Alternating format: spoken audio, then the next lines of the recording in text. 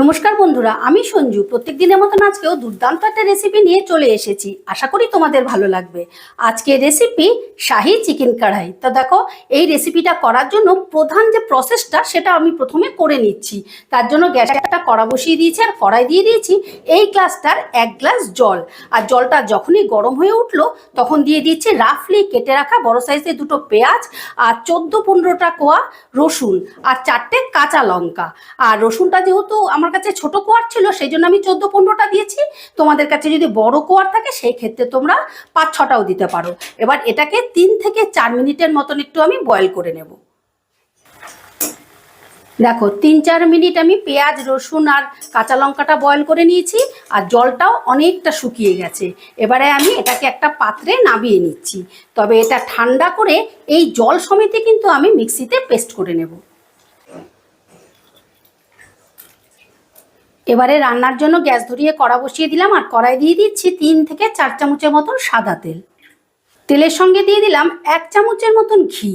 তোমরা শুধু সাদা তেল দিয়েও করতে পারো, যেহেতু শাহি ব্যাপার আছে সেই জন্য আমি 1 চামচের মতন ঘি দিলাম। তোমরা শুধু তেল দিয়েও করতে পারো, তাহলে গ্রেভির মধ্যে সুন্দর একটা ফ্লেভার আসবে। আচ্ছা, তেল আর ঘিটা গরম হয়ে গেলে দিয়ে দিচ্ছি 3টে এলাচ, দিয়ে দিচ্ছি 3-4টে মতন গোলমরিচ, লবঙ্গ।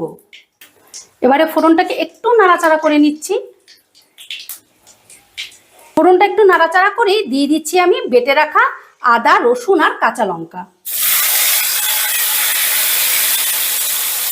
মিক্সির পটটা ধুয়ে অল্প একটু জল দিয়ে দিলাম। আচ্ছা, এবারে আমি এই মিশ্রণটাকে 2 থেকে 3 মিনিটের মতন ফুটিয়ে শুকিয়ে নিচ্ছি।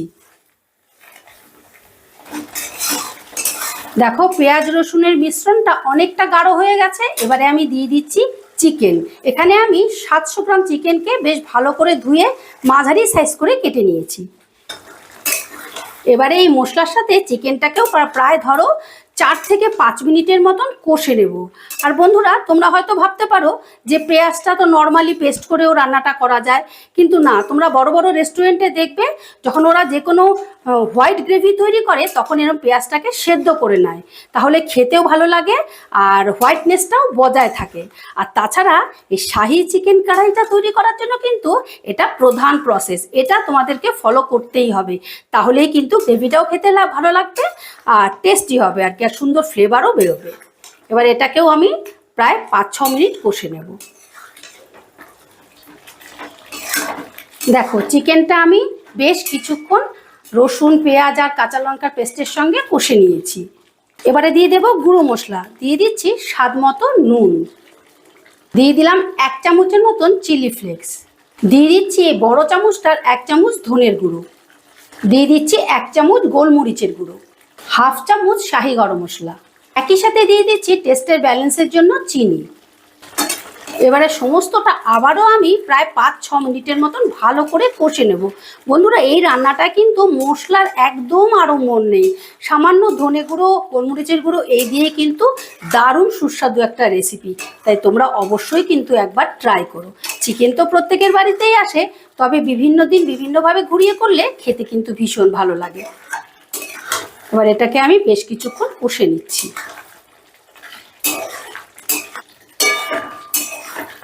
দেখো, চিকেনটা বেশ কিছুক্ষণ কষে নেবার পর মশলা থেকে তেলটা কিভাবে সেপারেট হয়ে গেছে। এই সময় দিয়ে দিচ্ছি আমি টক দই। এখানে আমি 700 গ্রাম চিকেনের জন্য 200 গ্রাম টক দই নিলাম। এবার টক দইটা দিয়েও প্রায় 2-3 মিনিটের মতন ভালো করে কষে নেব।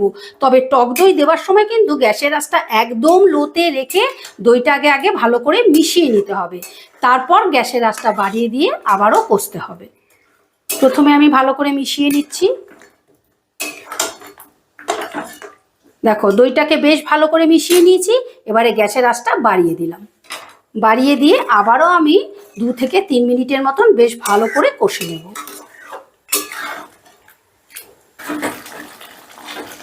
দেখো, চিকেনটাকে আমি বেশ ভালো করে কষে নিয়েছি। এবারে দিয়ে দেবো গ্রেভির জন্য জল। আর এই গ্লাসটার 1 গ্লাস আমি জল দিচ্ছি, যেহেতু রান্নাটা একটু ঘন ঘন হবে সেই জন্য আমি ছোট গ্লাসটার 1 গ্লাস জল দিলাম। এই রেসিপিটা কিন্তু একটু গাঢ় গাঢ় হলে খেতে বেশি ভালো লাগবে। তবে তোমাদের যদি মনে হয় আরেকটু বেশি গ্রেভি, সেই ক্ষেত্রে তোমরা তোমাদের প্রয়োজন মতন জলটা দেবে। এবারে সমস্তটা ভালো করে মিশিয়ে আমি 10 থেকে 12 মিনিটের জন্য বয়েল হবার জন্য ঢাকা দিয়ে দিলাম। 12 থেকে 13 মিনিট বাদে ঢাকাটা তুলে নিলাম। দেখো চিকেনটা একদম পারফেক্টলি বয়েল হয়ে গেছে আর গ্রেভিটাও অনেকটা শুকিয়ে গেছে। এই সময় দিয়ে দিচ্ছি আমি ক্রিম। এখানে আমি 1 বাটির মতো ক্রিম নিয়ে নিয়েছি। তোমাদের হাতের কাছে যদি এরকম ক্রিম না থাকে সেই ক্ষেত্রে তোমরা দুধের সর যদি ফেটিয়ে নাও তাতেও হবে। এবারে দিয়ে দিচ্ছি 1 চামচ কাসৌরি মেথি। এবারে সমস্তটা আবারও আমি ভালো করে মিশিয়ে নিচ্ছি। তবে ক্রিমটা দেওয়ার পর কিন্তু বেশিক্ষণ আর বয়েল করব না, এই 2 থেকে 3 মিনিটের মতন একটু ফুটিয়ে নেব। মিডিয়াম আঁচে 2 থেকে 3 মিনিটের মতো ঢাকা দিয়ে দিলাম। আচ্ছা, আর এইদিকে দেখো চিকেনটাতে তড়কা দেওয়ার জন্য একটা প্যান বসিয়ে দিয়েছি আর প্যানে দিয়ে দিচ্ছি 1 চামচ বাটার। বাটারটা একটু ভালো করে গলিয়ে নিচ্ছি। বাটারটা গলানো হয়ে গেলেই দিয়ে দিচ্ছি আমি ক্যাপসিকাম, টমেটো আর এই আদাগুলোকে সরু করে কেটে নিয়েছি। 3-4টে কাঁচা লঙ্কা চিড়ে নিয়েছি। এবার এটাকে কিন্তু বেশিক্ষণ ভাজবো না, এই 1 থেকে 2 মিনিটের মতন একটু নাড়াচাড়া করে ভাজা ভাজা করে নেব। দেখো হালকা করে ভাজা ভাজা করে নিয়েছি। এবারে এটাকে আমি চিকেনের মধ্যে দিয়ে দেবো। এদিকে দেখো চিকেনটাও 2 থেকে 3 মিনিট হয়ে গেছে। দেখো কত সুন্দরভাবে তেলটা সেপারেট হয়ে গেছে। এবারে আমি দিয়ে দিচ্ছি তড়কা।